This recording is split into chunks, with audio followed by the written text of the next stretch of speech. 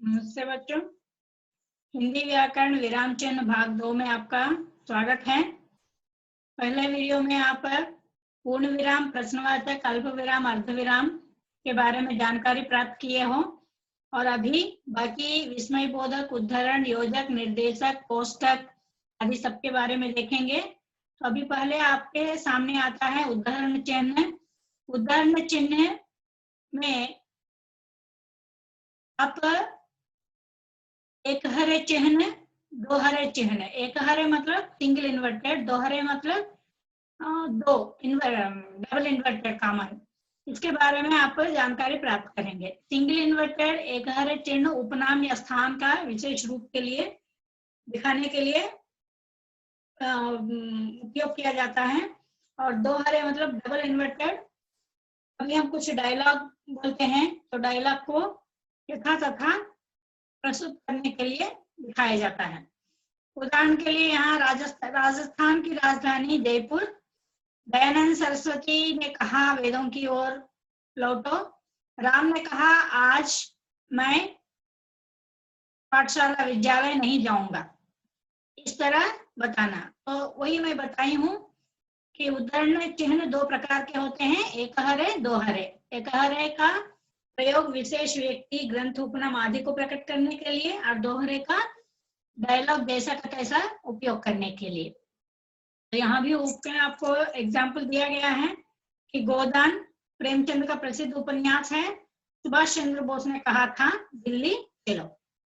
तो इस तरह हम उद्धरण चिन्ह के बारे में जानकारी प्राप्त किए हैं। तो बाकी दूसरा है विस्मय बोधक। विस्मय बोधक मतलब एक्सक्लेमेशन।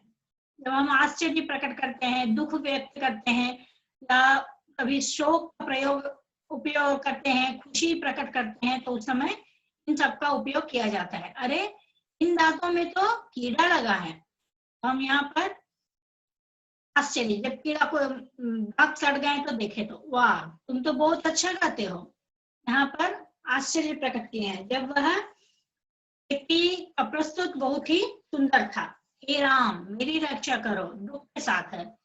अब उसी तरह योजक चिन्ह। योजक चिन्ह देखें तो यह दो शब्दों को जोड़ने के लिए उपयोग किया जाता है, जैसे कि अमीर गरीब, माता पिता, भाई बहन, इस तरह। और कभी कभी सा से सी, इनका भी। तो गुलाबी सी, लाल सा, इसका हम लोग जैसे बोलते हैं वो उस तरह का। अब योजक चिन्ह के बाद कोष्टक। कोष्टक चिन्ह के लिए जब हम देखें तो पहले हम निर्देशक देखते हैं। योजक चिन्ह के साथ निर्देशक चिन्ह। योजक चिन्ह छोटा होता है और निर्देशक चिन्ह थोड़ा बड़ा होता है। यह सिर्फ कथन को उद्धृत करते समय, किसी का नाम, कवि, लेखक आदि का लिखते समय इनका उपयोग किया जाता है। उदाहरण के लिए हमारे देश में अनेक देशभक्त हुए, कौन कौन है बताना है। उसके लिए निर्देशक चिन्ह लगाकर निर्देश देना मतलब बताना।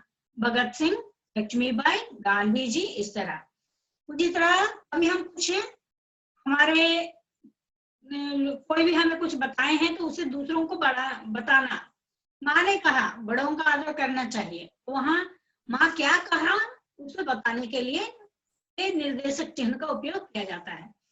विवरण चिन्ह। विवरण चिन्ह जो व्यक्ति कुछ बताता है तो कौन सा विवरण दिया है, क्या विवरण दिया है, उसके बारे में बताते समय ये विवरण चिन्ह का उपयोग किया जाता है। गांधी जी ने 3 बातों पर बल दिया। क्या है? सत्य, अहिंसा और प्रेम। इन 3 बातों पर गांधी जी ने बल दिया। ये विवरण चिन्ह है। कोष्टक चिन्ह। कोष्टक चिन्ह में तो ब्रैकेट है। ब्रैकेट के बारे में तो आप समझते हो, जब हम नंबर कुछ लिखना चाहेंगे या कोई अर्थ हम समझाना चाहेंगे तो वह कोष्टक चिन्ह में दिखाया जाता है।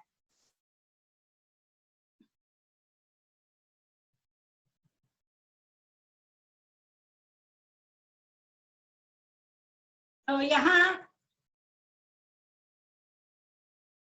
कोष्टक का चिन्ह भी वही समझाए हैं, या तो राउंड में होता है, या नहीं तो स्क्वायर में होता है, या नहीं तो और डिजाइन मतलब थोड़ा सा कर्व के साथ होता है।